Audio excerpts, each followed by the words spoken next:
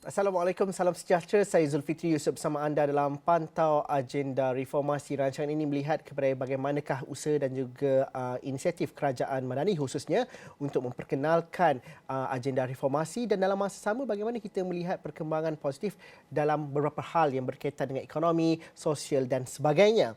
Saya ingin mulakan beberapa perkara yang berkaitan dengan perkembangan terkini dalam jam dan juga hari ini. Antara lainlah kita membawakan berkenaan dengan kadar indeks harga pengguna IHP yang terus merekodkan peningkatan pada kadar perlahan 1.5% untuk bulan November 2023. Ini menjadikan mata indeks naik kepada 130.9 berbanding 129.0 pada bulan yang sama tahun sebelumnya. Ketua Perangkawan Datuk Seri Muhammad Uzir Mahidin dalam satu kenyataan berkata, peningkatan inflasi ini didorong kenaikan perlahan bagi kumpulan restoran dan hotel 4.3%, makanan dan minuman bukan alkohol 22.6% serta kesihatan 2.3%.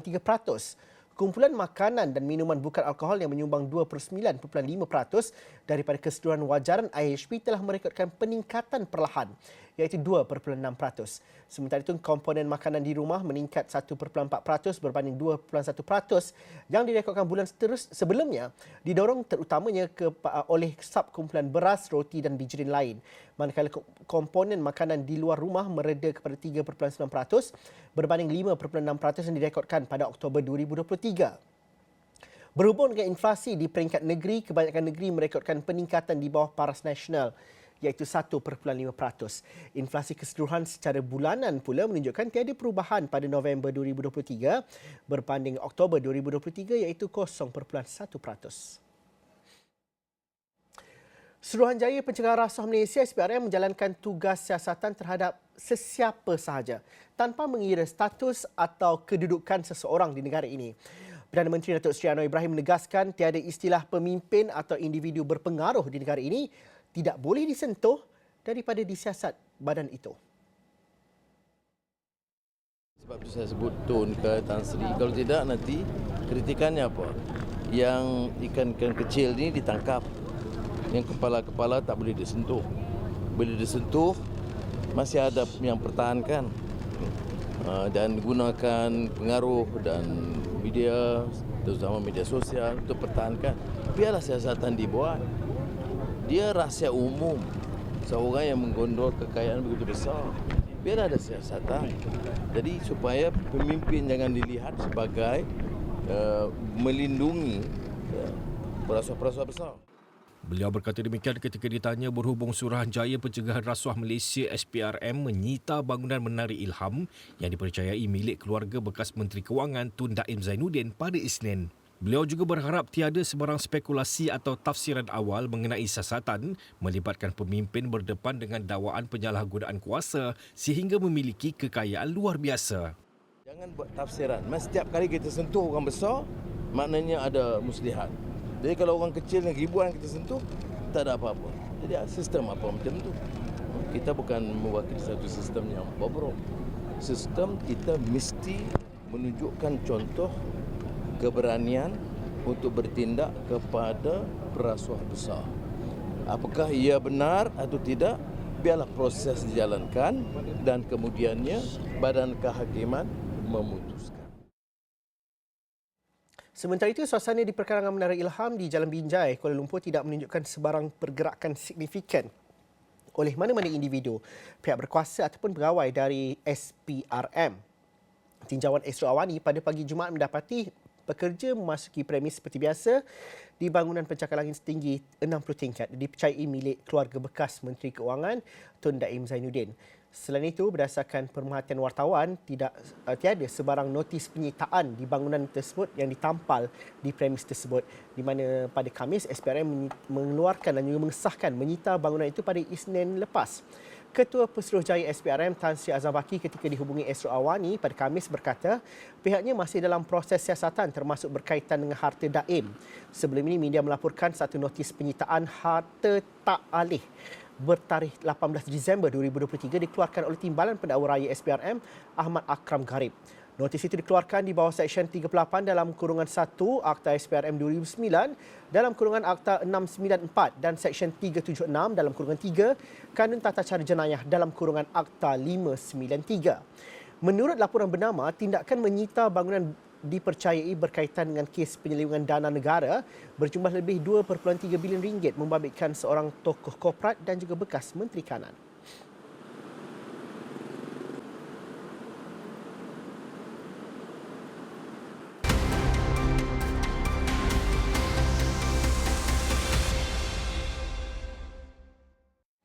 Okey, kita masuk dalam segmen Andalan 2024. Apakah itu Andalan? Andalan ini salah ertinya dengan ramalan dan juga tilikan untuk kita melihat apakah trend dan juga apakah yang menjadi sesuatu yang menjadi perkara popular untuk tahun 2024. Ada beberapa perkara yang kami gariskan dan juga kami lontarkan situasinya kepada anda. Antara lain ialah melihat kepada situasi perang yang berlaku di beberapa rantau khususnya di Gaza dan juga di Ukraine. Kalau tiada penyelesaian dia, apakah yang bakal berlaku kepada impak dunia? Dan juga begitu juga dengan pilihan raya yang bakal berlaku di beberapa negara-negara besar. Tapi petang ini kita ingin bercerita mengenai peralihan tenaga daripada tenaga konvensional kepada tenaga yang lebih dikatakan sebagai sesuatu yang lebih hijau. Dan ini adalah trend yang berlaku untuk tahun 2024. Bukan satu lagi trend, tapi boleh dikatakan adalah titik perubahan untuk kelestarian hidup. Di mana dalam detik-detik peralihan global kepada tenaga bersih, tenaga boleh diperbaharui bersedia melepasi 1/3 daripada penjanaan kuasa global untuk tahun 2024. Perkara ini disumbang kerana adanya pertumbuhan yang cukup signifikan dalam tenaga suria ataupun tenaga solar ataupun tenaga angin yang tidak pernah berlaku. Ini kerana pengkomersialan dan lebih banyak lagi bahan-bahan dan juga teknologi ini diguna pakai dalam bentuk komersial dan didapati dengan lebih murah. Selain daripada itu, konsensus UAE di COP28 ataupun COP28 baru-baru ini bertekad untuk mengurangkan pelepasan sifar bersih dan juga membina daya tahan terhadap kesan iklim. Ini dengan cara lain ialah berikrar untuk mengurangkan penggunaan bahan api fosil. Ini termasuklah kepada minyak yang kita gunakan untuk kenderaan dan sebagainya. Dan untuk penggunaan tenaga solar pula akan lebih dominan untuk tahun depan 2024 di mana rantau Asia Tenggara tidak terkecuali, di mana kalau kita lihat negara-negara jiran kita seperti Vietnam contohnya kehadapan dalam aspek itu. Bagaimana ini dapat diguna pakai dan juga menariknya kita melihat dalam konteks kita di Malaysia kerana dalam masa sama juga kita tidak ketinggalan untuk memperkenalkan pelan transisi tenaga kita menerusi NETR dan juga bagaimana kita melihat kepada perkara ini secara lokal. Saya ingin bersama dengan Profesor Insinyur Dr. Lim Yun Seng merupakan pengerusi Pusat Sistem Kuasa dan Elektrik daripada Universiti Tunku Abdul Rahman, Utah. Terima kasih Prof kerana sudi bersama dengan kami dalam Pantau Agenda Reformasi pada petang ini. Prof, bagaimana kita melihat bahawa tenaga boleh diperbaharui ini bukan lagi satu tenaga masa depan, tapi tenaga ataupun trend yang perlu diadaptasi oleh kita semua pada hari ini. Tidak terkecuali Malaysia ataupun peringkat global dan sebagainya. Tapi kalau kita lihat dalam konteks kita di Malaysia, sejauh mana kita bersedia untuk berubah kepada tenaga boleh diperbaharui ini? Terima kasih untuk menjemput saya untuk interview ini. Allow me to speak in English, because a lot of climate change are used in English and especially in the international conference. We have to face the situation. A really realistic situation is that we are facing climate change and the emissions of CO2 that really cause the global warming. And we have no choice but to move to a low carbon environment. And the whole wide world is talking about this topic here, which is to move towards this low carbon environment. And the first thing we have to bring down the CO2 is the power plants, right? So the power plants is now using fossil fuels, coal, and natural gas are the most common one in Malaysia. So we have to cut down the usage of coal and natural gas. So what will be the alternative sources of energy? Then it will be solar. Solar will be the first most promising energy in our country because we have a lot of sun. Of course, the second one will be the wind, but the wind is a little bit of a selective. The area have to be selective depending on the geographical factors. So solar will be the first one, and then the wind will be the second one. Of course, there will be nuclear, but nuclear we have a lot of environmental issue as well. We have problem to dispose the waste, nuclear waste. And are we ready to move forward to this renewable energy? And the answer is definitely we have no choice, but we have to, by all possible means, to move forward to this clean energy so that we can create a better environment for our younger generations. Prof, the question is always, are we ready? But then, apa yang kita dah buat sebenarnya dalam konteks kita pada hari ini, based on the implementation of NETR, does it among the implementation ataupun cara strategi kerajaan untuk bergerak ke arah itu? I think the government has been doing the right things, and we are not the first country to move our energy supply to a low carbon system. We already adopted the mechanisms used by Germany, which is to promote this feed-in tariff, and now we have this net metering mechanism, which is to allow the owners of photovoltaic system to sell extra solar electricity to TNB networks, and the price will be the same. So we are doing what we can to create this push demand. It is a demand created by having the net metering and the feed-in tariff, so that the customers or the owners can see that by installing the solar system, there is a potential to earn back their investment cost, and at the same time, they can make a profit out of their installation of a PV system or solar projects. So we are moving slowly and to the decarbonization, and this process has to be slow.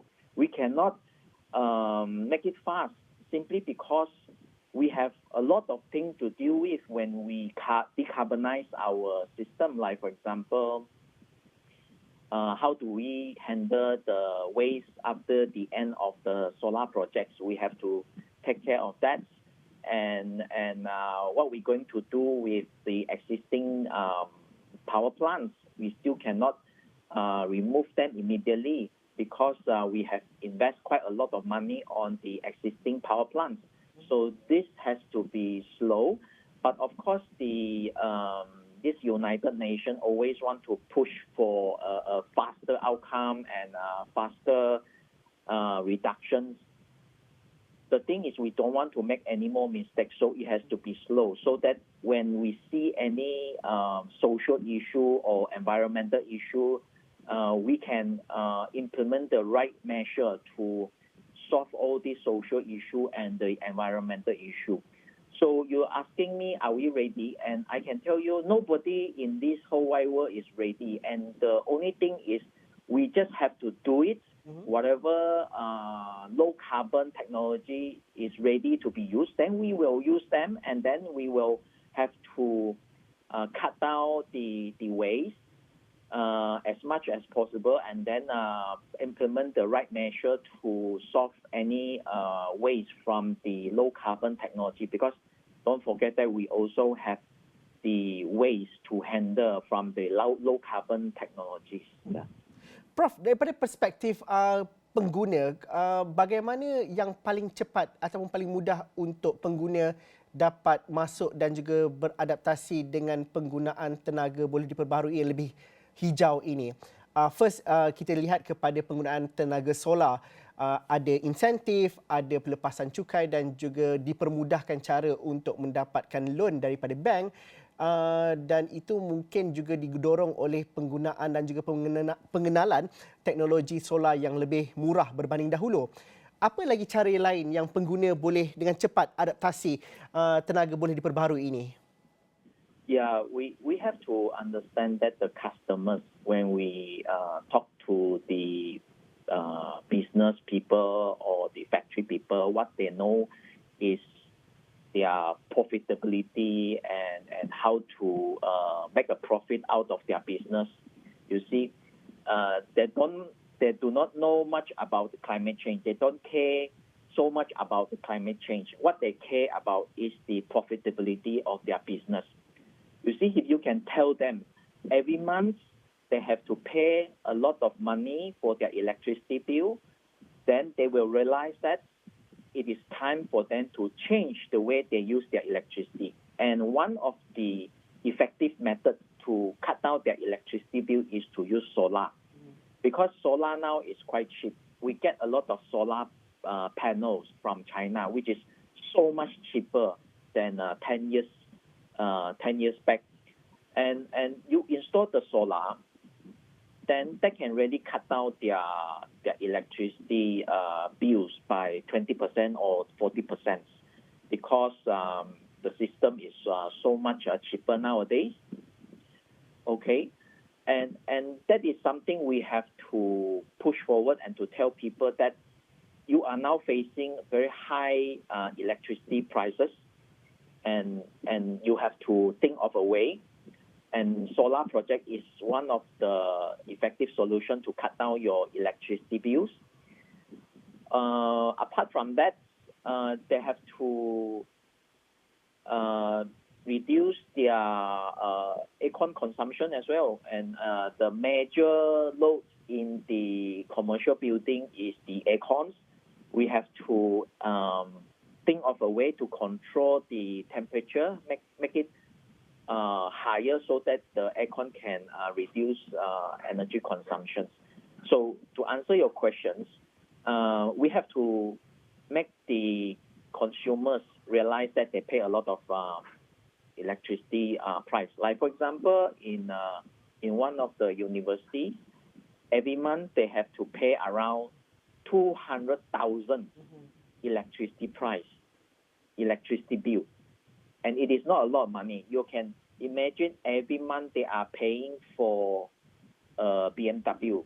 So you are paying every month for a car of BMW. So can you imagine that is a lot of money, right? And if you can install solar projects, that can really cut down their electricity bill by 20 or 30%. For a businessman, it is a way to increase their profitability. Prof dah sebut jenama kereta tadi, tapi satu perkara yang kita ingin kaitkan juga ialah peralihan tenaga ini antara lain di COP28 ialah berkenaan dengan mengurangkan tenaga bahan api fosil, dan ini berkaitan dengan kenderaan dan juga minyak, petrol dan sebagainya. Bagaimana ada transisi peralihan itu. Anak muda ramai cerita mengenai kenderaan elektrik, EV, Tesla menjadi satu perkara yang sangat popular. Tapi bagaimanakah kita bersedia dan juga melihat kepada tenaga-tenaga hidrogen contohnya untuk kenderaan. Itu kita bincangkan selepas ini. Kita berhenti lihat seketika dahulu. Kita akan bersama dengan Prof lagi selepas ini.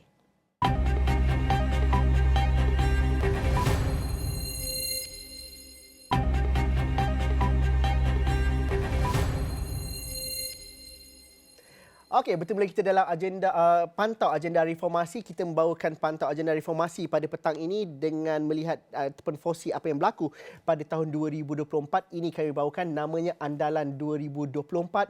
Kita meramal dan juga kita menilik apakah yang bakal menjadi trend dan hal yang berkaitan dengan perubahan tenaga ataupun peralihan tenaga daripada konvensional kepada sesuatu yang lebih lestari seperti tenaga solar, tenaga elektrik dan juga hidrogen menjadi perbincangan kami pada petang ini, dan ini juga menuntut kepada perubahan dan juga reformasi oleh kerajaan juga. Dan dalam hal ini, kerajaan pada tahun 2023 telah melancarkan pelan peralihan tenaga NETR, di mana ini antara lain untuk melihat kepada bagaimana kita menjadikan isu dan juga peralihan tenaga yang lebih lestari kepada satu agenda yang dimiliki oleh semua dan juga agenda penting yang diletakkan oleh kerajaan. Saya ingin masih lagi bersama dengan tetamu dan juga bersama dengan pengerusi Pusat Sistem Kuasa dan Elektrik daripada UTA, Profesor Insinyur Dr. Lim Yun Seng.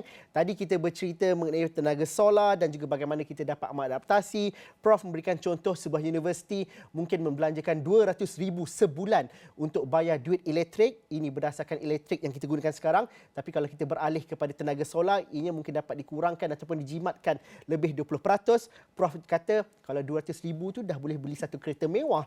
Tapi sebut cerita pasal kereta mewah juga, kereta juga adalah antara keperluan ataupun tenaga pelepasan karbon yang paling tinggi yang digunakan ataupun dilepaskan oleh pengguna pada hari ini. Dan bagaimana kita melihat kepada kereta yang lebih mesra tenaga, lebih hijau. Itu sebablah sekarang ni menjadi satu populariti jenama-jenama seperti Tesla ataupun jenama-jenama kereta EV yang lain. Prof, bagaimana kita melihat, adakah ini satu trend semata-mata oleh para pengguna atau sebenarnya kita boleh melihat banyak lagi inovasi-inovasi yang lain dan juga masyarakat bersedia untuk mengubah gaya hidup mereka, membeli bukan sahaja kereta yang berdasarkan kepada penggunaan bahan api fosil tapi beralih kepada kereta yang ada teknologi terkini dengan tenaga boleh diperbaharui yang lebih hijau dan juga lebih lestari ini. Bagaimana ada demand di kalangan pengguna dan juga minat itu ada juga?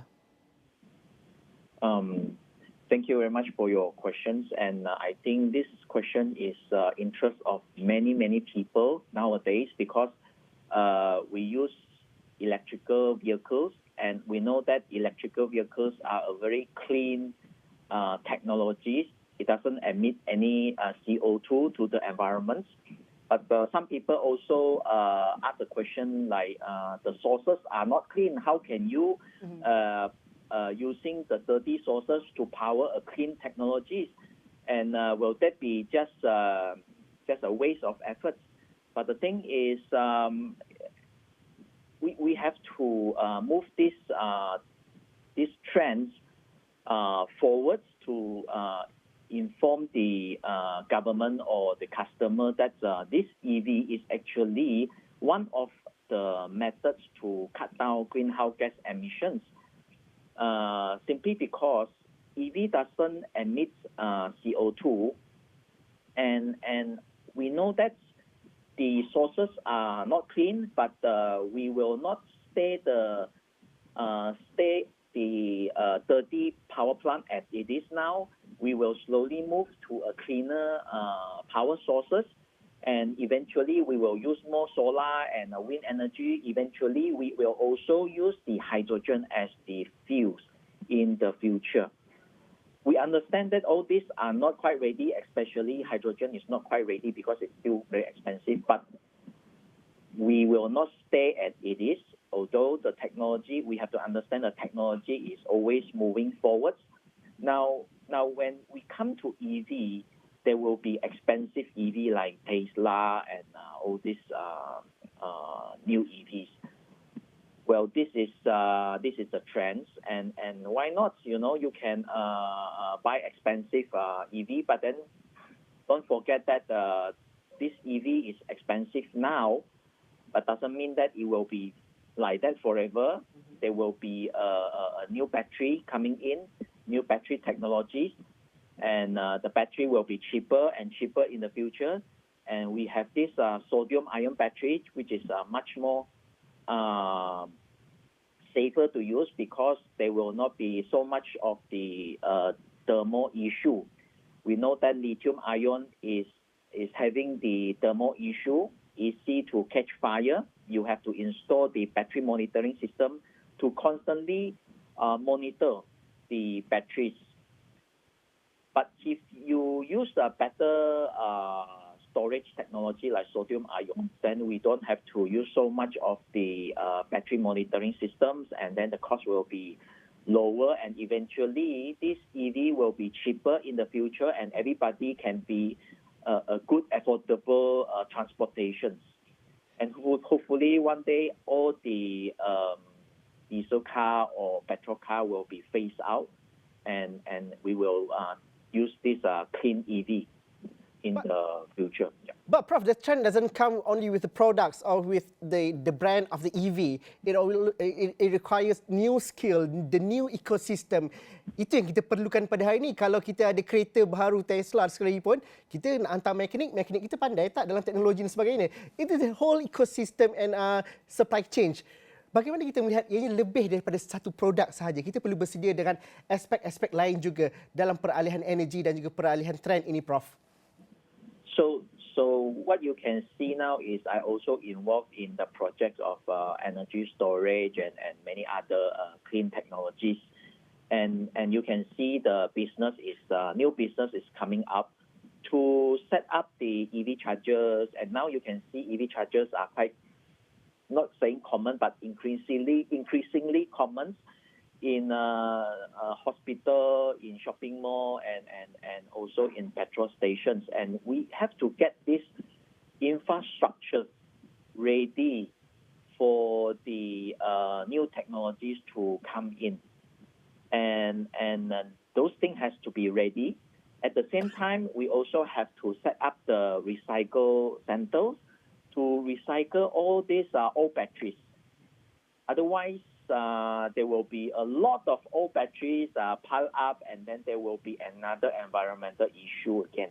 So all these things has to get ready, make sure the facilities are ready, like the EV chargers and the environmental or recycling center are ready, so that we can have a very complete ecosystem for the EV transportation, for the electrical transportation. And we have a good, starting with manufacturing, and then we have the maintenance team to take care of the EV, and then we have the EV charger, and at the end of the battery, we have the recycle center to take care of the old batteries. And all these things have to get ready and then be in place, and the businessmen have to see this as the business opportunity, because if you set up the EV and then people don't see the recycling center as necessary, then there will not be any people to set up the recycle center, and there will not be anybody to recycle the battery. Then that will be interruption in the whole ecosystem. So everything has to be, I know that it is slow, but then there will be a complete ecosystem to set up for the ready take-up of this EV.